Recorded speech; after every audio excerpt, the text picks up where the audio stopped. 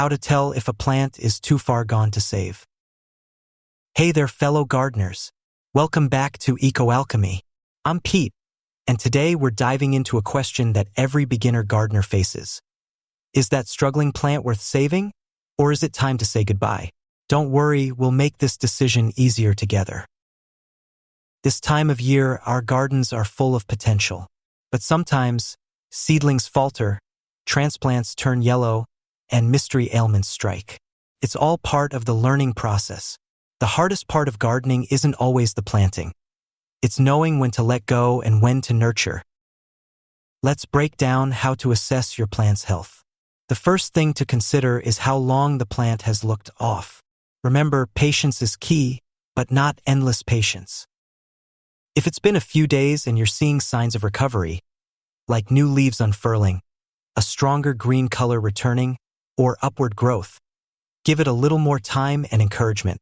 A little extra care can go a long way. However, if it's been 2 or more weeks with no progress, it's likely stunted or failing to establish a strong root system. That's your first red flag, signaling it might be time to consider other options. Another crucial clue is the color and structure of the plant. Yellowing leaves, especially at the base, are often a sign of stress. But don't panic, it's not always a death sentence. If the center growth is still vibrant and putting out new leaves, it has a good chance of bouncing back.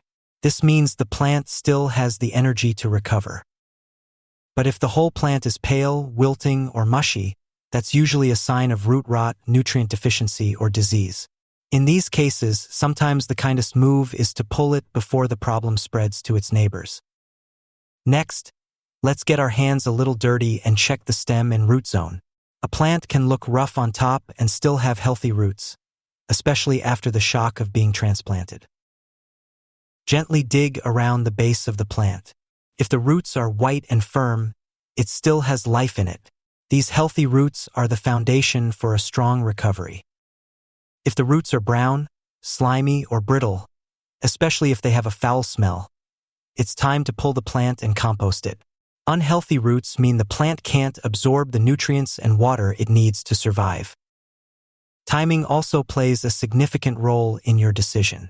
Ask yourself, how far along is the growing season?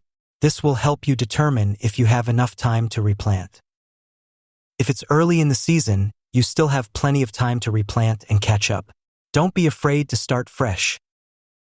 But if you're much later in the season and that spot in your garden is precious real estate, it might be better to pull the struggling plant and replace it with a fast-growing backup crop, something that will actually produce within the remaining growing window. One of the most overlooked signs to watch is the overall energy of your garden bed. Is everything else thriving? This can give you clues about the struggling plant. If one plant is clearly struggling while everything around it is thriving, it could be a soil issue specific to that spot, pest damage concentrated on that plant, or simply a case of transplant failure. Don't let one weak link hold back the whole area. Sometimes, pulling a single plant gives space and airflow for the others to flourish, creating a healthier environment for the rest of your garden. Let's talk about pest and disease damage. If you notice signs like curling leaves, sticky residue, black spots, or visible bugs, isolate that plant immediately. This will prevent the problem from spreading.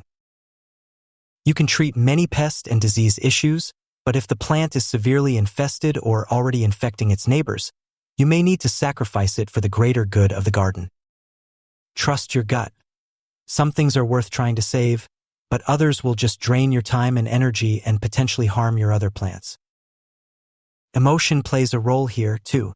You might feel attached because you started the plant from seed, or you feel guilty giving up on it. That's perfectly normal. We all get attached to our plants. But don't let attachment override practicality. Your space, soil, water, and time are valuable resources. If a plant isn't responding and others would thrive in its place, you're not failing, you're simply making room for something better. Sometimes, instead of pulling the whole plant, you can try a partial reset. This can be a good option for certain types of plants. Prune the plant back to its healthiest growth, add fresh compost around the base, water it deeply, and watch it closely for a few days. This often helps leafy greens, herbs, and even tomatoes bounce back. But if it's still limp and lifeless after that, it's time to pull it, compost it, and move on. One more tip for beginner gardeners. Keep a backup tray or pot of seedlings on hand. This is a game changer. Having a few extra lettuce starts, herbs, or fast-growing crops ready to go makes it way easier to replace a struggling plant without skipping a beat. This kind of staggered planting is a smart move, especially in spring when the weather is unpredictable and not everything goes according to plan. So, how do you know when to pull it or save it? It comes down to 4 key factors: time, signs of recovery, root health, and opportunity cost. If a plant has stalled out, is showing no new growth, has failing roots, or is costing you valuable space, pull it. It's okay to let go. If it's bouncing back, still putting out new leaves and responding to your care, give it another shot. Your nurturing touch might be all it needs. Let me know in the comments. Have you ever saved a plant that looked totally gone? Or have you waited too long and wished you had pulled it sooner? I'd love to hear your garden rescue stories and learn from your experiences. And if this helped you make a tough call today, don't forget to like, share, and subscribe. We're building out a complete, real-time garden library here at EcoAlchemy, with deep dives, seasonal tips, and smart solutions for every stage of the growing season. Join us and let's grow together. I'll see you in the next one, and happy gardening.